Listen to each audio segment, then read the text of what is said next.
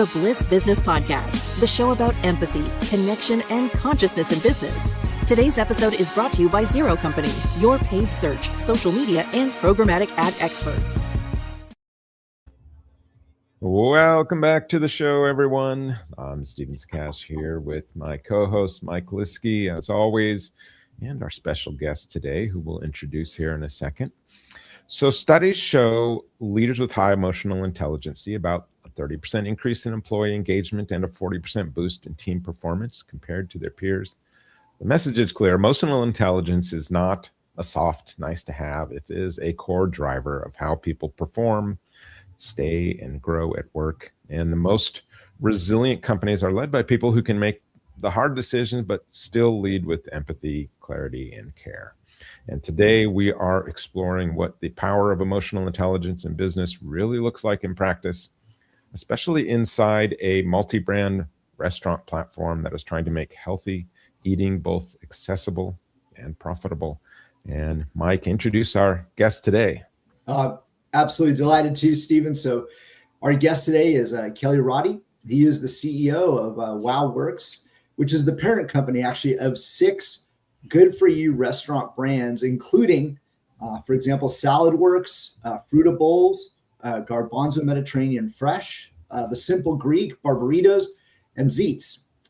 So under Kelly's leadership, really, WOWorks has accelerated its expansion really across the United States and Canada, and is now really on a mission to help guests live healthier lives through nutritious, flavorful meals and exceptional hospitality. The vow to wow, I hope that comes up in our conversation today. In fact, as well, Kelly's career in the restaurant industry is marked by a transformative leader. As president of Schlotzsky's, he repositioned the brand and doubled average unit sales. And then in 2019, he took over SaladWorks and guided it through the challenges of the COVID-19 pandemic. And then further, in 2020, he became the CEO of WOWorks, leading the growth really of a portfolio of better-for-you brands. And he also brings more than 2 decades of executive experience from H-E-B, Scholastic, and Walmart. So with that, Kelly, welcome to the Bliss Business Podcast. Well, hey, thanks for having me, Michael and Steven.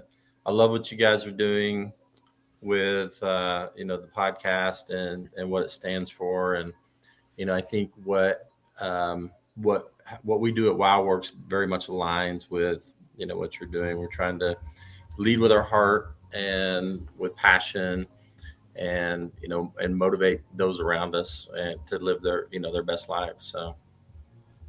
We love that. Yep, certainly trying to do more good in the world through our business.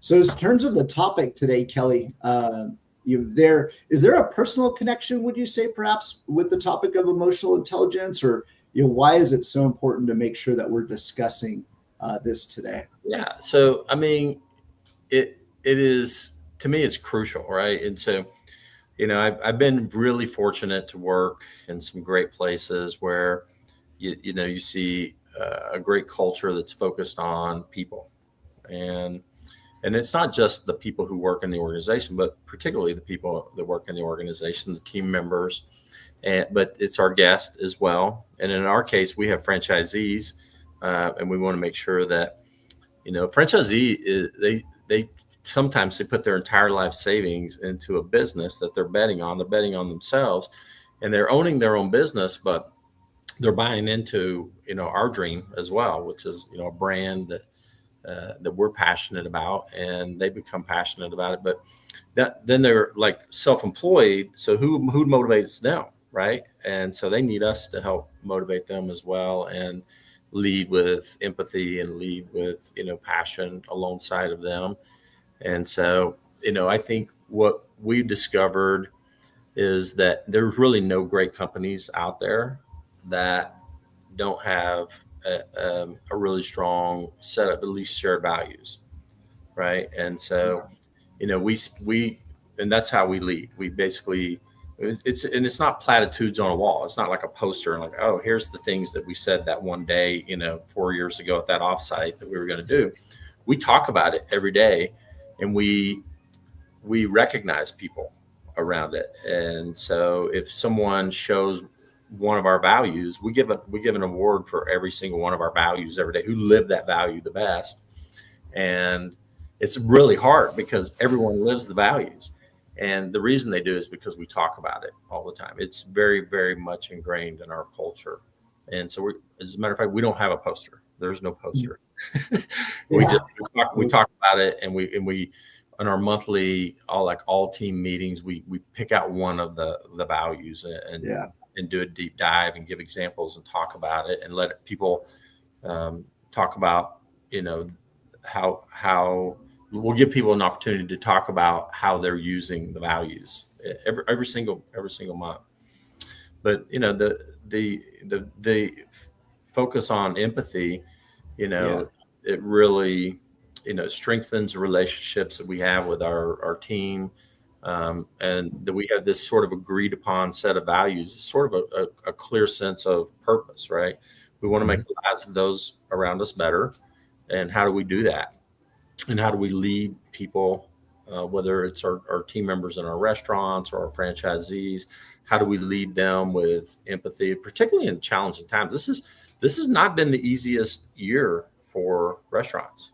Talk about that a little bit. Just give the audience a little perspective on what's going on with the restaurant industry right now. I mean, so it's there's a lot going on in the restaurant industry, and it really all started with the advent of all this third party, right? So everybody knows Uber Eats, DoorDash, Grubhub, many others, having food brought to you wherever you are.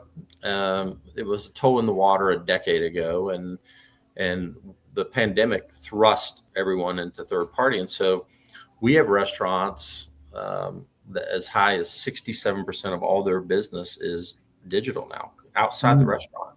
Wow. So that's a huge change. Not to mention, it's very, very expensive to do that. It costs, these guys charge a fortune because you have to pick up the food and deliver it, and the systems, and you're paying for all that, and the guest is paying more for that food as well. So that's changed the restaurant world today. So here's what and I'm sorry, I may get a little off. No, go for it. Yeah. But so COVID gave us permission to not give as good a service as we used to, because we put rules in place. We must social distance. We must not get too close to people or engage with people. And so post COVID, we stopped as almost a human race being social with each other. And we've lost a bit of that connectivity, and there's not as much personal interaction with people. So and it's, in my opinion, that's hurt the restaurant industry, because if half of your meals are eaten off premise, people still don't want to cook. People still want to use restaurants, but they're using us differently. And we'd love to see, a shift back to that communal part of restaurants. And I think that will always be there, but I'd love to see it shift more back to that, because bringing people into the restaurant and it creates a lot of energy, and it's a great environment. But when you go into a restaurant and they're half empty now, the restaurants are still doing fine, but they're half empty now because people are eating off premise. And so I think restaurants, the industry, we have to do a better job of treating that guest. It's a hospitality business we're in, right? Treating that guest differently than we did. And forget the fact that we sort of put rules in place around distancing ourselves and not being as social. And we've got to, I think, bring that back to life. So that's one piece of it. The other piece is this GLP-1, people trying to eat less, right? And so people are injecting themselves, or however they're taking their GLP-1, to not eat as much. So there are literally millions and millions of meals that used to be eaten that aren't being eaten now. And so that hurts the business. and then so we have to get smarter. Like we have to. So our services we provide. We have a purpose. We provide nutritional meals for people. So we now have to focus on, okay, if you're going to eat less, you still need the same amount of nutrients. So the smaller amount of food that you may be eating needs to be just packed with. It needs to be incredibly nutritionally dense, I guess. Mm-hmm. And so we're fortunate because that's the products we've always had. Acai is like is a superfood, right? It's loaded with true acai is loaded with, great things, and obviously there's a focus on protein. And so, we're well positioned for that, but it's still hurt across the industry. It's hurt restaurants, right?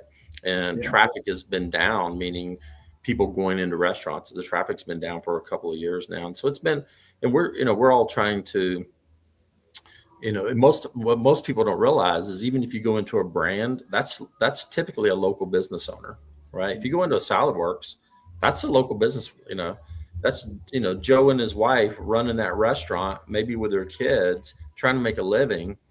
And it's not a big corporate brand because they own that restaurant. And they're, what we do is we help them build recipes and systems and things like that as a franchisor, but they're running their local business and they're struggling a bit sometimes, so that's a high level, and it's going on across pretty much the whole industry right now. Yeah. It's really, demand's gone down. Yeah. It's interesting. You're kind of taking that empathetic approach to just trying to, put yourself in everyone's eyes, and in that whole, food chain there is pretty fascinating. But so when you think about emotional intelligence in business, where have you seen it make the biggest difference as far as your leadership journey goes? So, I mean, it's connecting with people, right? And it is, you have to be in times that are challenging. Part of emotional intelligence is you have to be the person that's like, that regulates yourself. You can't be emotional about it yourself. You have to be emotionally regulated, and you got to be the person that says, hey, there's always something, right? Whether it's a war or a pandemic or a housing crisis or whatever, there's always been something in our lifetimes that's been going on. Let's just focus on what we do best. We make great food, we take care of our guests, and then try to take some of the emotion out of it. And, somebody that I believe is, connecting with people, and you have to have the emotional intelligence to help set that, mindset. And, it goes back to the whole Henry Ford quote that it's overused, but I love it. It's whether you think you can or you think you can't, you're right. So we have to help people remember you can do this, and you got to believe in it. If you don't believe in it, it's not going to happen. And so I think for me, it's, it is about leading with, and it's about motivation, and it is about, having empathy towards the challenges that they're facing, and helping them stay on the right track emotionally about, how they're approaching their business. Yeah, I'm interested to maybe dig into that a little bit deeper, Kelly, because as you mentioned, there's challenges out there that there's headwinds. The restaurant business, for sure, is full of pressure. Maybe even thin margins in some cases, and as you mentioned, constant change from maybe even new technologies or new processes. Yeah. So it would be easy, right, to be able to say, hey, let's just lead by the numbers. Really focus on that. But as we love to discuss on the show, it is actually really important to balance strong operational discipline with the emotional side of leadership, as you've sort of indicated. So I'm curious for our listeners, what is it that maybe you've learned about balancing operational discipline and efficiency along with that emotional side of leadership? Yeah, I mean, balancing operational discipline with like emotional leadership, it's about communication, and it's about gathering information, it's like, all right, here's our goal. I mean, we all like to have our KPIs, right? Here's our goal. Sure.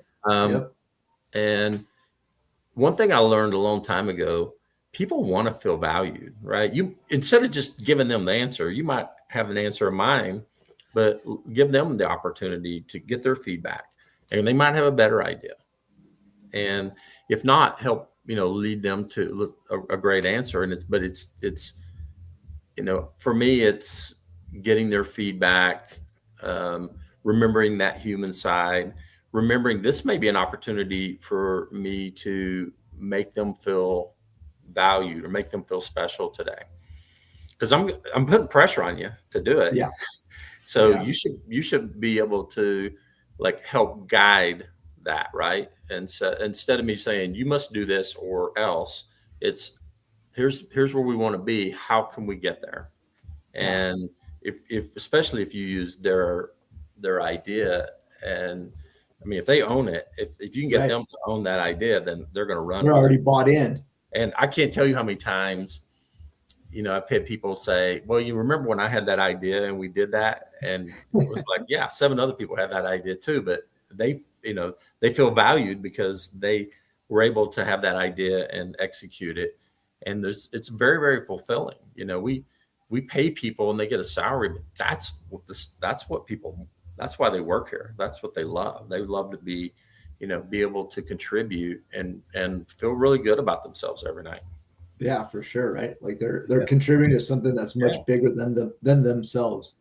Right. I think, you kind of mentioned that a little bit too about how do you get to that point? And I know you talked about earlier, kind of the values that you've got. And I want to talk a little bit about kind of the systems that you might have put in place that translate those values into kind of your daily operations. Okay, we can do that. I mean, it's everyone. So here's one of our values. Now, values aren't all about puppies and love and rainbows, right? So one of our values is accountability. And here's how I see accountability. It's not I'm holding you accountable. I position accountability as a value as I have to be accountable to do my job so that you can do your job better. And the accountability has to be self-accountability. I can't let the team down, because if everybody else is doing their job, I have to assume if I don't do mine, I will let the entire rest of the team down. And if you can get that mindset, it doesn't have to be a hard-nosed approach, right? It's amazing how productive and how successful you can be if you get everyone else that is holding themselves to this incredibly high standard. And so that's a great way. It's like, here's the goal, and we meet every week. What did you say you were going to do? Did you do it? And if you didn't, maybe there's a reason why, and then how are you going to fix it this week? And you can't just check in. It can't be a monthly check-in. It has to be pretty much a weekly check-in on all the big key initiatives we call big rocks, right? And so what are we doing to move the rock this week, right? And did you live up to your commitment? Nobody wants to let the team down, right? Nobody wants to be on that call and say they didn't do what and especially if it's easy, right? Yeah, for sure. So that's an example of how we do it. We call it, there's a book 4DX, but it's basically saying what you're going to do. What's the wildly important goal, and what are the steps you're going to take to get there, and what are you doing this week? What's your commitment? Everybody on the call, what's your personal commitment to this week to move it forward? Yeah. Kelly, I'm wondering if either in any of the current franchise systems that you're in, or maybe some of the other ones in the past, right? Because when you have a franchise or even just a multi-location system, there's going to be locations that are thriving, that are doing great, and then other locations that are struggling, right? Yeah. So when numbers sort of come into play, there's maybe a particular brand or a particular restaurant.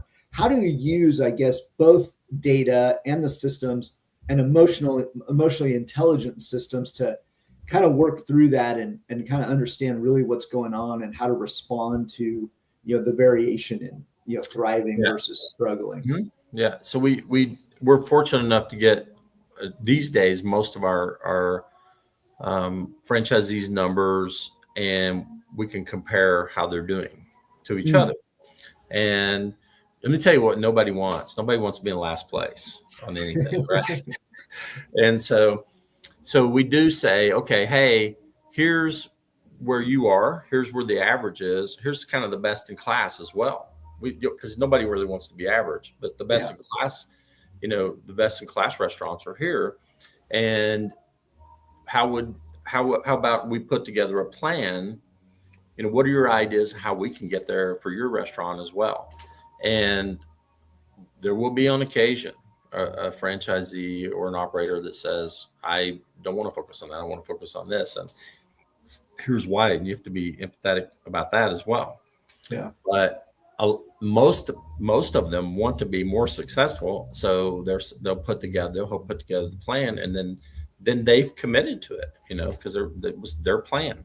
And so we can improve those numbers that way. And so we can, the good thing about having multiple brands is you can get ideas from one brand and take it to the other brand as well. And shared, it's such a great environment for shared best practices for sure. Yeah. And I love the point about transparency, because sometimes when we think about, even emotional intelligence, there's a fear of, maybe really confronting the issue. And like you said, sometimes showing that data, having the clarity and the transparency, a lot of times, people will read in, will see that and then take care of it. That is a kindness, Mike. That clarity is a kindness, right? And so like, if you don't have that, a lot of times you're getting yourself into, a bad place because you don't have that clarity. Thinking about kindness and scaling kindness, just throwing this out there. Can you think of anything that you guys do system-wise that really focuses on kind of scaling kindness and care within, whether it's, with your employees, your franchises, or to the customers? Yeah, we teach it. Yeah, we teach it, and we teach it to our team members and our franchisees, and we talk about our different pillars, and it's focusing on, our teams inside our restaurants. It's focusing on our guest. It's focusing, and so that's a pillar. We focus on our business partners, which is our vendors, right? So we have vendors. They're all trying to raise a family and pay their bills as well, right? Some of these are small vendors, but we call them just our partners, right? Whether it's franchisees or vendors or whatever, but that's a core pillar of ours to make sure they're successful, because without them we're not. And then our communities, we have to lean into our communities as well and lead inside our communities and give back. This is really like you're describing that conscious capitalist approach, which is really, it's taking that more empathetic perspective on these different pillars and trying to audit your business kind of in a way toward each of those areas, so that it's not solely focused on, just one over all the others. Yeah, that's right. And if you focus on those things, I mean, you'll run a better, more rounded, healthier business for sure. Yeah, for sure. Well, and what I love about this conversation too is it starts many times at the top, right, with the leadership, and you can't have a conscious culture or conscious system or approach without having a conscious leader. So they all have to really come together. If leadership's not bought in, then it's not going to work. And to the point where, so we probably may have the only one. There may be another one out there somewhere, but I have a chief culture officer. So, okay. Yeah, and she's not a chief people officer because we have someone else that deals more. And her main focus is teaching our culture and our shared values. And we're in a pretty much remote world now, and we have book clubs and we have coffee talks. And coffee talks are just like, give me the ideas here, because we're always looking for the great ideas. So there's book clubs, right? So there's the WOW book club, and so nice. Every Friday at 11 there's a coffee talk, and people get on there and talk about the kids' soccer games or whatever. People are just talking. It's no business allowed. It's an unmeeting. And it's you go there and you get a cup of coffee and you talk about what everybody's doing, and just the water cooler stuff, right? That you don't get in a remote world. And so you know, That we're all missing. Yeah, there's some happy hours and there's, books, we're all reading this book together and it may be a business book, and then what'd you get out of it, and go chapter by chapter. And so that's what the chief culture officer, focuses on. And that's why it's that important to me. And in the world we live in today, it's super difficult because we're all over the country now. My direct reports, I think every single one of them live in a different state, so in different time zones, right? And so, yeah, hard to touch base with all of them. Yeah, I love those ideas. Stephen here at Zero Company has created a culture committee, this group of people that do that. But I'd love to have your chief culture officer on the show. That would be fantastic. Be able to generate some more ideas for some of our listeners. Other companies. Right. Well, right now she's working on a program called Dare to Wow, right? And it's helping them set their own personal goals, but how to become not just a better leader, but a better person, right? Yeah. Like it's there's a tremendous amount of focus not just on your work business goals, but your personal goals too. And so if you go to one of her Dare to Wow seminars, you may come out of there running a marathon.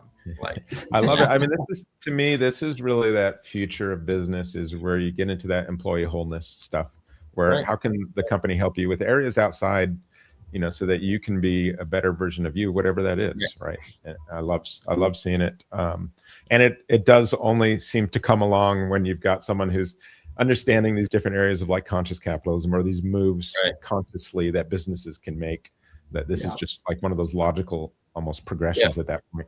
Yeah. Having empathy in the workplace and having shared values can't be an initiative. It has to be like a way of running the business. It has to be every day. And you can't just like turn it on and then it doesn't work that way. You have to live it and we said, pandemic's been years ago now. That's when we took the time. We're like, hey, we're all like sitting around waiting for the world to open back up. We spent every day talking about shared values, debating about it. We literally spent, months just doing that, and we developed it together. And then we've lived it ever since. And so we knew we were going to do something like that, but what a great time to do it, and a great opportunity to do it. And then just continuing. And then I think when people come to our company, they're new, they're like, yeah, we've heard this BS before. Right. And then they're like, wow, they really do this. Like, wait a minute. Yeah. Here it comes again. Okay. We really do that here, so it's great. Yeah, it's great. Yeah, it's such a beautiful thing, be able to, put that into practice. So Kelly, maybe turning to one of the, staples of our shows is a discussion around purpose. And I heard you mention it, a little bit, earlier, some of the goals or the purpose behind WOWorks. So, and we can talk about like a personal purpose that you have, or even the purpose that drives WOWorks, because we often see companies, talk about emotional intelligence in a way and care, but at the end, they don't really have sometimes a clear sense of purpose. And so when you sort of zoom out from all the individual brands and you look at WOWorks as a whole, what is kind of like that deeper purpose that drives you, that drives the organization? Yeah. And tell us maybe how it came about. Okay. So it came about because, most of the people on my team today, we worked at another multi-brand holding company, right? And we were always trying to figure out, we had some great brands, but they were more decadent. So I'll give you, Cinnabon was one of the brands, Carvel Ice Cream was one of the brands, Jamba Juice was one of the brands. We had several really amazing brands, but they're not necessarily the better for you foods, right? They're not loaded with nutrients. They're more of a treat yourself, situation. Yeah. And then, with I mean, you can't go onto social media now where there's not someone telling you how you should eat better or, live better, or drink more water, or drink less water, or whatever. There's Right. there's a lot of direction out there. But if you are health focused and you're looking at food as fuel for your body, you got to have a place to go that you can trust to deliver on that.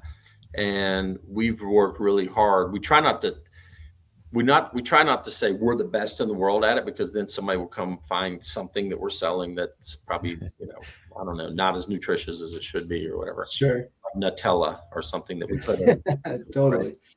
So, it's creating clean foods, because, the American food supply chain is a disaster. It's loaded with things that are just not good for you. And you can take those things out. Those things exist without all the additives, preservatives, and in all natural form. Tortillas, if you make a tortilla from scratch, it will mold in like a couple of days. When you go to the grocery store and you buy tortillas, you can go back in your pantry a month from now and there's no mold on there. That's not like how it works. It's supposed to be mold. Right. So we've got a supply chain of food that's just chocked full of bad things. Right. Yeah. And so we try to have in all of our restaurants incredibly clean food. So our tortillas will mold in a day or two, in a couple of days. Yeah. And if it doesn't, then you shouldn't eat it. Yeah. And you don't ever go to a chicken plant, because you'll never eat chicken again unless it's all natural chicken. And so most of the chicken's being raised in a horrible way. And so, eat an all natural or organic chicken. And all of our chicken that we have in all of our brands is, no antibiotics ever, any of those things. And so, and by the way, the big chicken brands can't say that. They can't say that. That's that's really nice. I want to get off on a tangent on this too, but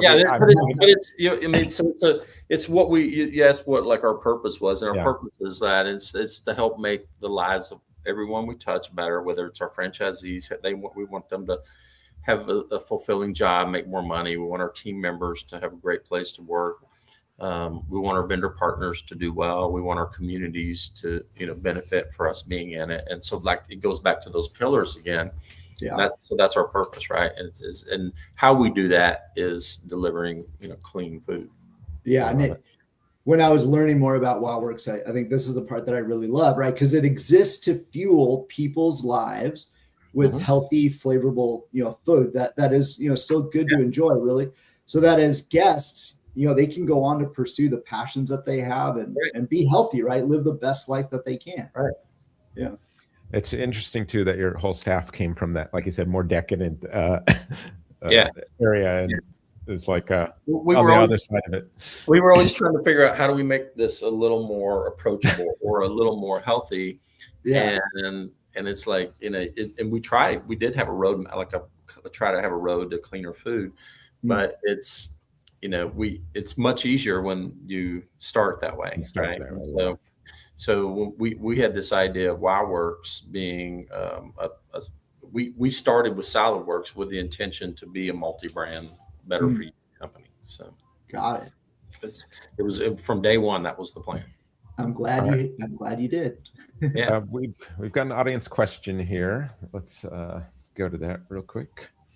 All right, it's from LinkedIn user. What advice would you give to your younger self on EQ? Yeah. I mean, I think for me, I would say my younger, first of all, I was very fortunate because I worked in some places where they taught and they leaned into it. Right. I worked for this company in Texas called HEB, maybe the best company in the world. And it's very, very focused on the people. Right. And taking care of the people, and then take care of the guests, right, and the customers. It's a big grocery chain, right, and very, very successful with a focus on quality. And so I learned so much about, how to be a leader in that place. And so I was fortunate early on, but I think the advice I would give myself is, the whirlwind is always going to be there. And this was a mentor of mine said, look, that stuff's always going to be there. You just need to focus on doing the right thing, doing the job, right? Taking care of the job, and don't get caught up in the whirlwind. Don't get caught up in the politics stuff that's going on right now, or the GLP-1. Don't use that as the excuses. Okay, it's GLP-1's a real thing. What are you going to do? We're going to make sure that our food is even more densely nutritional, and so we're going to make some pivots along the way. And I think I would have learned earlier just not to get caught up in the whirlwind and just focus on doing the right thing every day. And you got to emotionally regulate yourself. Yeah, you really do. You can't. You get better as you're older, right? Yeah, part of growing up. You can't lose your lose your mind and then say, "Oh, I'm just passionate." That's a BS excuse. Yeah, you're not a baby anymore. Learn how to emotionally regulate yourself, and let's deal with the issue. Get other people to help you deal with the issue as well. Get feedback and I will say, I think, and I say this a lot, is that I think the younger generations, they are quicker getting to that more emotional intelligence quicker than the older generations. And that's because of a lot of the work from the older generations, just bringing that gravity up, right? So that the younger generations were going to get there, a little bit faster. So it's definitely a much kinder business world than it was when I started out. It's it may not seem like it, but there have been baby steps along the way that we really have slowly. Sure. One of those rocks. This is one of those rocks that's being moved slowly, right by people across all different businesses all the time. So that brings me to one of the questions I always ask is some form of this is what role does love play in business?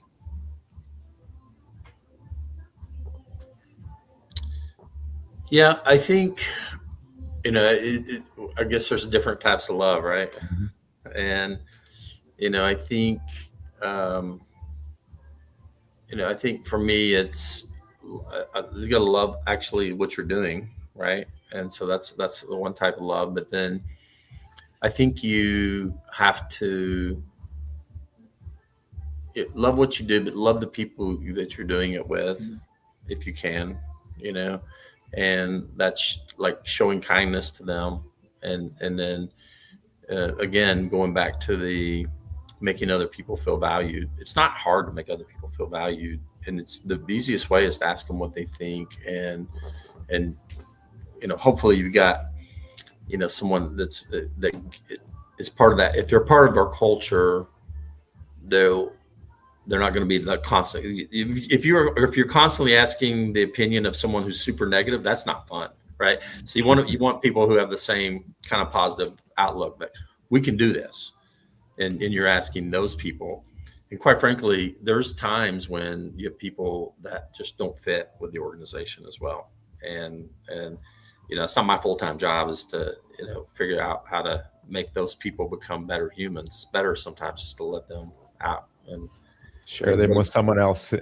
Bring in someone else that wants to be, part of this and that believes it. And I have said to my team, like, if you don't believe in what we're doing, let me know. And we'll work this out. We'll transition. We'll make a transition for you, because if you don't believe in it, you're not going to help me.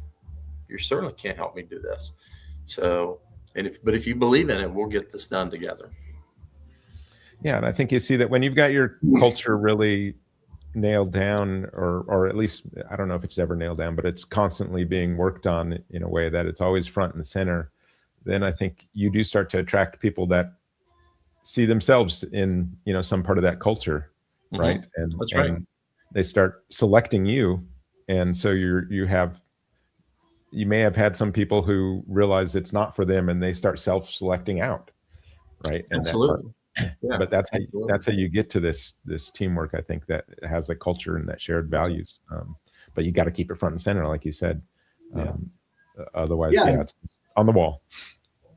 Love that discussion, Kelly. For those that want to learn a little bit more about you and the great work that you're doing at WOWorks, where would be the best place for them to find either you or to follow up on what you're building? I mean, it's WOWorksusa.com.